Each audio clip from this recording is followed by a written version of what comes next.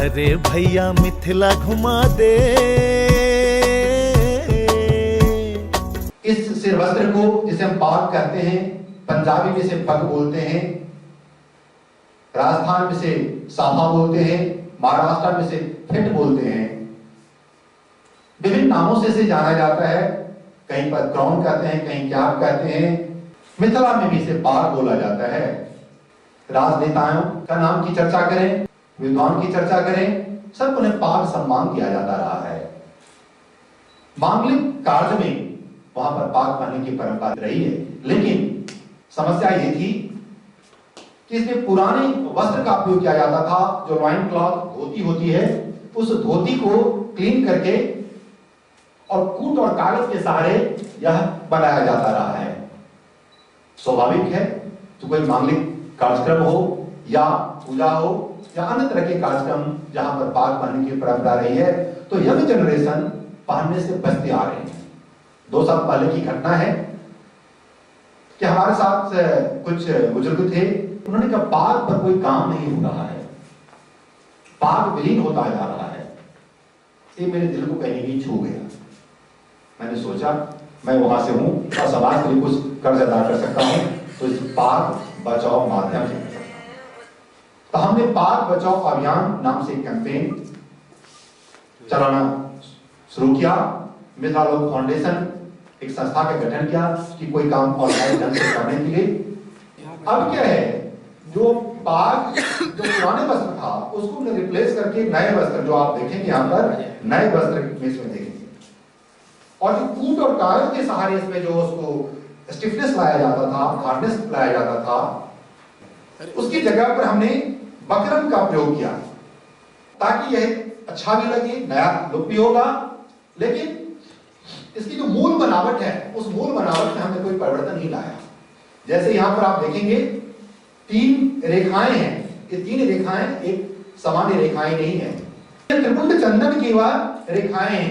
यह द्योतक है कि हम मिथिला से हैं। वहां लोग मिथिला के बेल्ट में जो देवों में देव महादेव, जो सबसे बड़े देवता कहलाते हैं, उन्हें महादेव कहते हैं।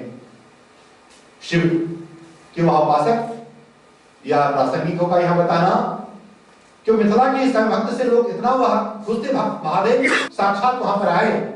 तो यहां पर ये जो आप देख रहे हैं, ये आईब्रो की निशानी है, अर्थात ज्योति का वह द्योतक है। पाग बचाओ अभियान क्यों? पाग बचाओ मतलब अपनी प्रतिष्ठा बचाओ। जब वहां पर सामाजिक, आर्थिक और सांस्कृतिक तीनों अंगों का विकास होगा और वह बचेगा। पाग संस्कृति जो है वो कोई कास्ट, क्रीड और रिलीजन का वह तो नहीं रहेगा, उसके बल पर नहीं चलेगा। तो ये सम्मान सबको, तो हमने पाग बचाओ माध्यम से यह सबको सम्मान पहुंचे। साथ ही साथ पाग पर 3 रंगों में होता था, रेड, दूसरा मस्टर्ड कलर और श्वेत रंग। जब आज के समय में हमने यह देखा कि 7 दिन का अलग अलग महत्व है, 7 रंगों में हमने पाग को बनाया, जो पहली बार हुआ है। तो पाग बचाओ माध्यम से हमारा मानना है कि मिथिला की संस्कृति बढ़ती है तो हमारे देश की संस्कृति बढ़ती है। आज यदि इंग्लैंड अमेरिका के हैट और कैप यदि हमारे देश में विभिन्न कोने में उपलब्ध है, तो हमारा पाग क्यों नहीं देश विदेश में उपलब्ध हो?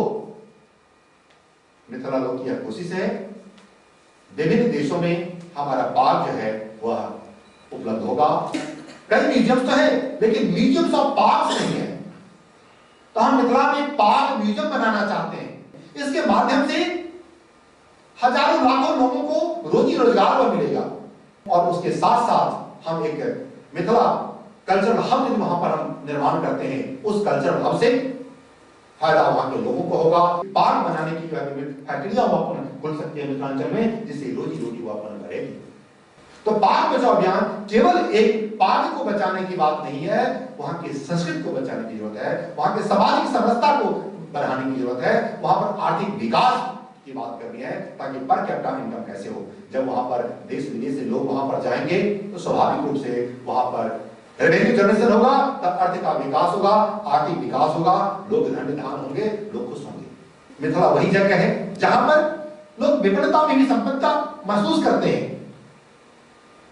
जैसा कि पाग में पहले बताया, जो कहीं न कहीं जो पुराने कपड़े का यूज किया जाता था, कहीं न कहीं विपन्नता का द्योतक था। कम से कम खर्च में हम कैसे खुश रह सकते हैं, यदि कहीं सीखना हो हम मिथिला का दर्शन करें। अरे भैया मिथिला घुमा दे,